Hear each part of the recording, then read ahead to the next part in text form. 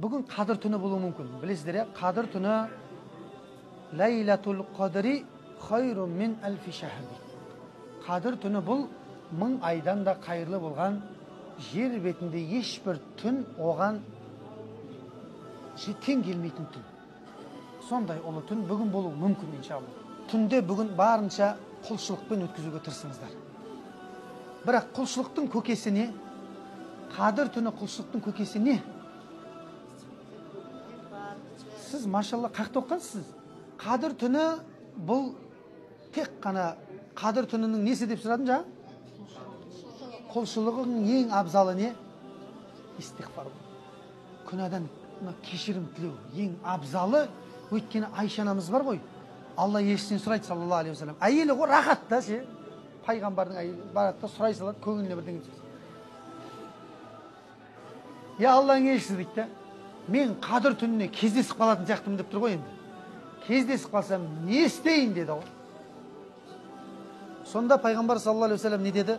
Пайғамбар саллаллаху алейхи вассалам айтты дейді: "Ей Айша, қадір түніне кездесіп қалсаң, Аллахумма иннака афуун карим деп айтты. Ей Алла, сен кешірімді жомартсың деп айтты. Тухиббул афуа, кешіргенді жақсы көресің. Фаъфу анни, мені кешірші деп айтты. Ей Алла, сен кешірімді жомартсың. Қазақша айта берсеңіздер де болады. Ей Алла, сен кешірімді жомартсың. Қайта таңға атып кеткенге дейін. Арасында бір 2 рәкат намаз оқып қойыңыздар да, қайттан. Тауаф қылып жүргенде де соны айтыңыздар. Бүгін егер тауафқа ниет етіп отырсаңыздар, түнде тауаф қылып жүргенде де соны айтыңыздар. Алла, сен кешірімді жомартсың, кешіргенді жақсы көресің. Қараса, сөзді қарасаңызшы. Алла пендесін кешіргенді жақсы көреді ғой.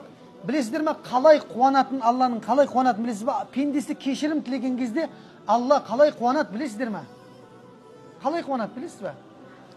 Пайғамбар саллаллаху алейхи вассалам айтады: Алла қалай қуанғанын көрсең, бір пендесі кешірім тілеп тәубеге келген кезде дейді.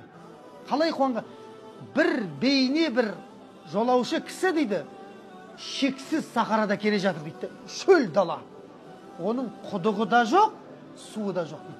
Кішкентай демалып алайыншы деп ұйықтап тұрса, көлігінің үстіндегі су көлігімен бірге жоқ дейді. Яғни түйесі кетіп қалған дейді. Шексіз сахара, түйе жоқ. Үстіндегі суың жоқ. Болды ма? Өлдің ба? Өлдің. Болды, өлдің, ештеңе жоқ сені құтқаратын. Өлдің ғой деп тіліңді жұтып атқан кезде дейді, ана түйесі айналып жүгіріп үстіндегі суымен бірге келіп тұр дейді ғой. Сол кезде адам қалай қуанат дейді ғой. Ана ситуацияға кіріп атсыздар ма? Кіріп көріңіздерші. Қалай жүрегің бар ғой, жарылып кете жаздайды ғой, жүрегің жарылып кете жаздайды. Дүниеде ештеңе керек емес болып қалады, сол судан басқа бір баклашка. Дәл солай Алла қуанат дейді ғой, пендесі кешірім тілеген кезде дейді. Көрдіңіз ба? Бұл пайғамбар саллаллаху алейхи вассалам хадисі кәдімгі дейді.